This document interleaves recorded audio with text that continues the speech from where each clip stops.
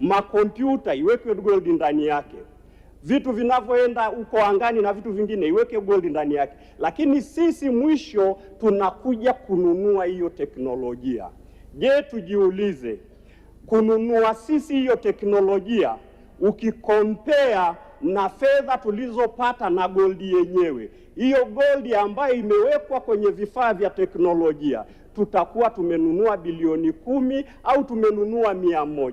Ukitizama kwa ukubwa utakajokuta, hata kama una rasilimali, mwisho wake zinaenda kurudi kwa mfumo wa teknolojia. Unanunua hela nyingi kuliko hela ulizopata kwa kuuza hiyo rasilimali yako. Maana yake ni nini? Leo tunasema uti wa mgongo wa taifa hili ni kilimo, lakini nataka kuwaambia uti wa mgongo wa taifa lolote sio shughuli zinazofanyika pale.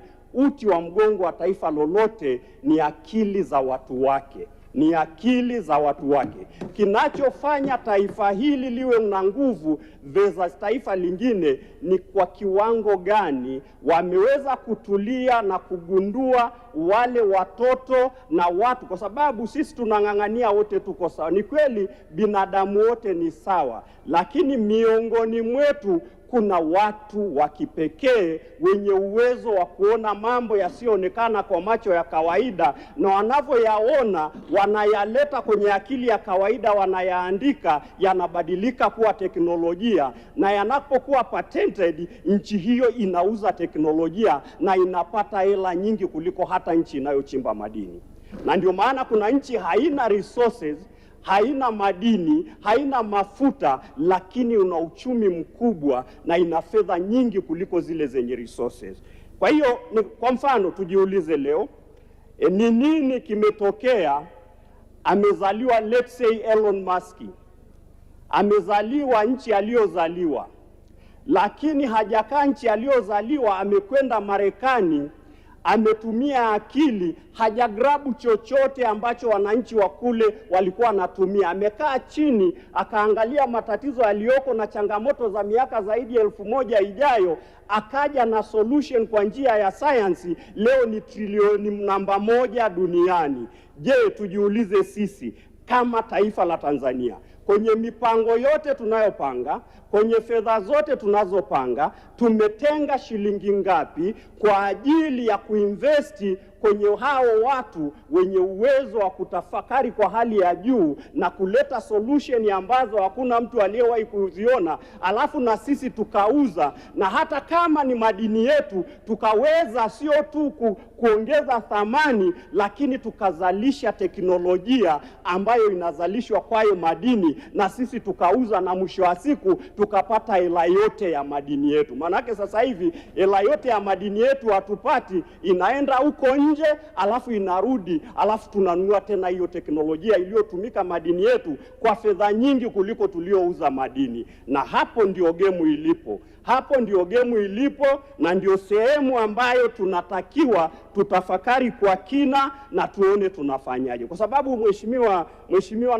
naibu spika, ukiangalia hata kunyanyuka kwa Marekani, ukiangalia kunyanyuka kwa Marekani, imenyanyuka baada ya vile vita vya dunia. Wale watu wenye akili sehemu zote duniani walirudi Marekani, wakajengewa mazingira mazuri ya kukaa, lakini mwisho wa siku wakavumbua teknolojia. Leo ukiangalia duniani kote, Marekani inaongoza kwa kuwa na Nobelers wengi. Leo kwenye nchi hii tunawaza tuanze kuwauza wacheza mpira duniani, na waziri na serikali inapambana kuhakikisha na sisi tutauza wachezaji nje. Lakini tujiulize, ni nani anayewekeza? Ni shilingi ngapi tunawekeza kwenye mchezo? Ni jambo sahihi, lakini je, tunawekezaje kwa watoto wenye akili za kipekee ili na sisi tuuze teknolojia duniani?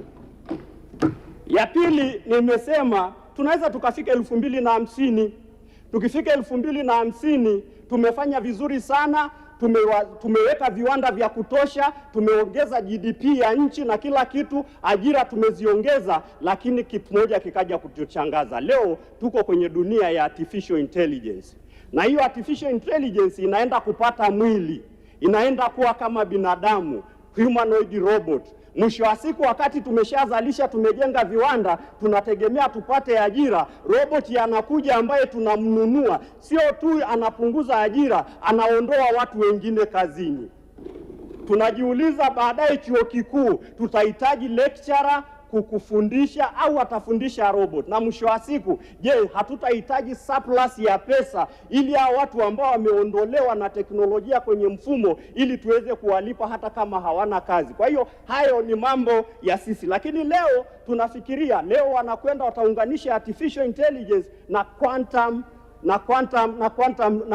computing. Watakapounganisha hayo mambo, maana yake kompyuta itakuwa na uwezo wa kuyaona mambo ambayo ni sawa na mambo ya kiroho. Maana yake inawezekana wabunge tusihitajike huku ndani, ni kuweka tu vitu huko kwenye mikoa yetu na kwenye wilaya yetu, vinasoma, zina kwenye quantum realm, zinakuja na idea watu wa eneo fulani wangependa nini na wanafikiria nini. Kwa hiyo humu ndani tusihitajike, tukapata data na serikali ikapata mawazo bila kuhitaji watu kuja kuchangia kama tunavyochangia.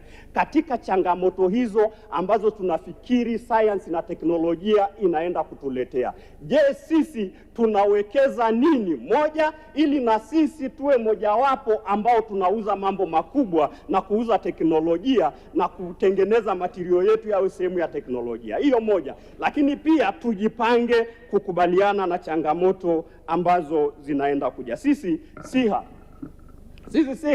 wakati mmoja, kwanza nimpongeze askofu anaitwa Askofu Mafie, Erguarieli Mafie wa kule SIHA.